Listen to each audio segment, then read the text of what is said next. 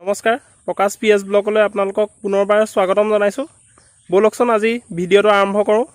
আজি আপোনালোকক দেখুৱাবলৈ চেষ্টা কৰিম ৰংদৈ দগাঁৱৰ নিবাসী ডিম্পল কলিতাৰ ঢোল বাদন। তেখেতৰ ঢোল বাদন আপোনালোকক দেখুৱাবলৈ চেষ্টা কৰিম। ব'লক আজি ভিডিঅ'টো আৰম্ভ কৰোঁ।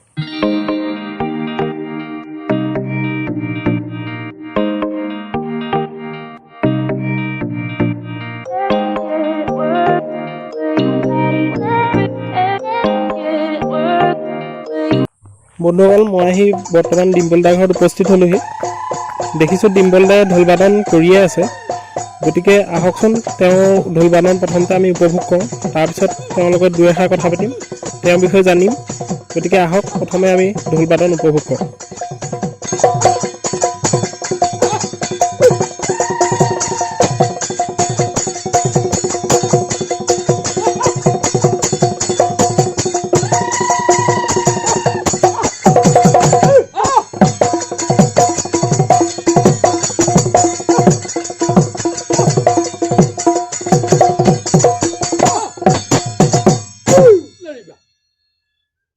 জয় জয়তে সমূহ অসমবাসী ৰাইজলৈ শেহতীয়াকৈ হ'লেও ৰঙালী বিহুৰ আন্তৰিক অভিনন্দন জ্ঞাপন কৰিছোঁ।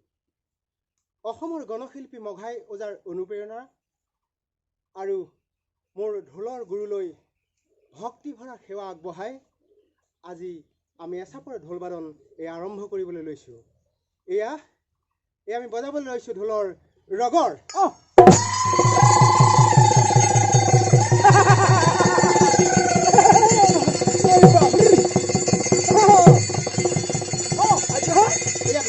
তকৰ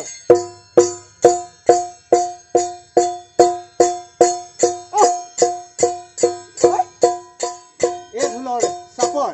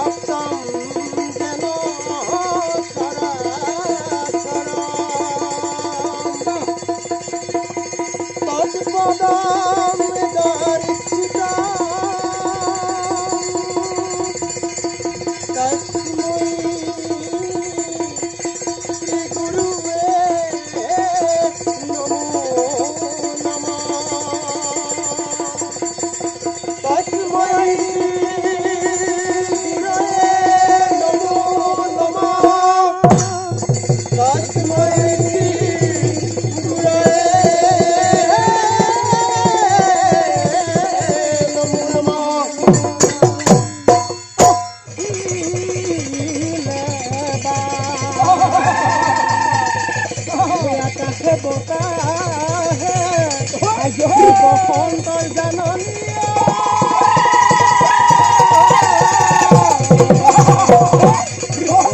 গলে পাব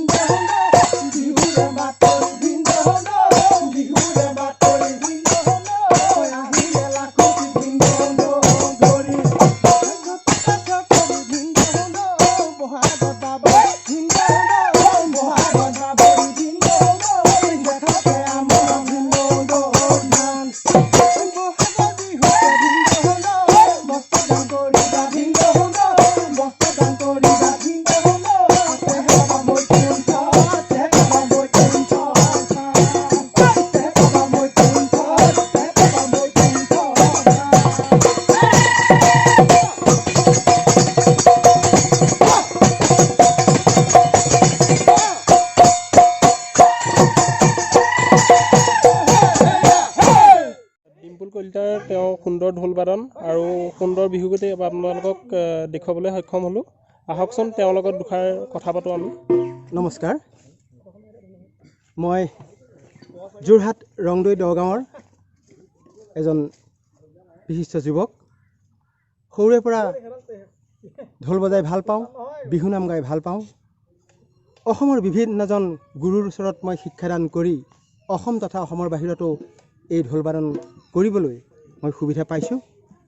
গতিকে আজি এই প্ৰকাশ PS ব্লকৰ অনুষ্ঠানটিত আমাক ঢোল বাদন কৰিবলৈ যিকণ সুবিধা দিলে, এই সুবিধা দিয়াৰ কাৰণে এই অনুষ্ঠানটিৰ সমূহ কৰ্মকৰ্তালৈ মই আন্তৰিক অভিনন্দন আৰু শুভেচ্ছা জ্ঞাপন কৰিছোঁ।